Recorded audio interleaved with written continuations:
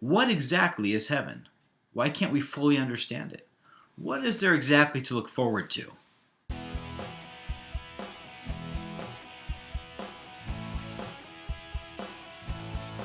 What is heaven?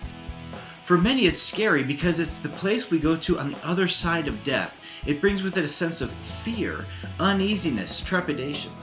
As one person said, nobody wants to die. Even the people who want to go to heaven don't want to die. Do you remember who said that? Steve Jobs. Watch this. No one wants to die.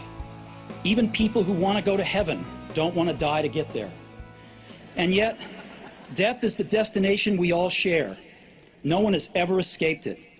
And that is as it should be, because death is very likely the single best invention of life. It's life's change agent. It clears out the old to make way for the new. Eerie, isn't it? That a few years after that speech at Stanford in 2005, Jobs would go the way of all humanity. So, what is heaven? Trying to understand heaven is difficult because, like small children who see something for the first time and don't have the words to describe it, say a flower, they can smell it, they can see it, they can see the petals, but they don't have the vocabulary yet to tell you what they saw. In a similar way, our human experience is so limited. I think when you look at something as far off as heavens, we don't have the vocabulary fully to understand the world that God has prepared for us. C.S. Lewis once said, "Heaven is, by definition, outside our experience.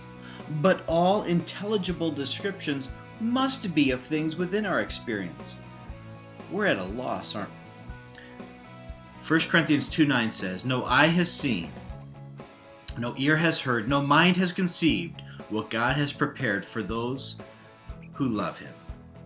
Simply put, our minds are too small to understand what heaven is. Now, does that mean we're beyond hope?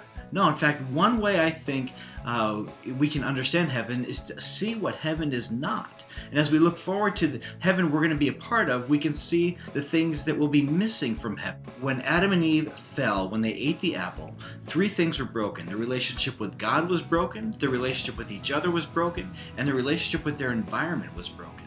With God, God kicked them out of the garden, and because of sin, there could not be a connection there with God.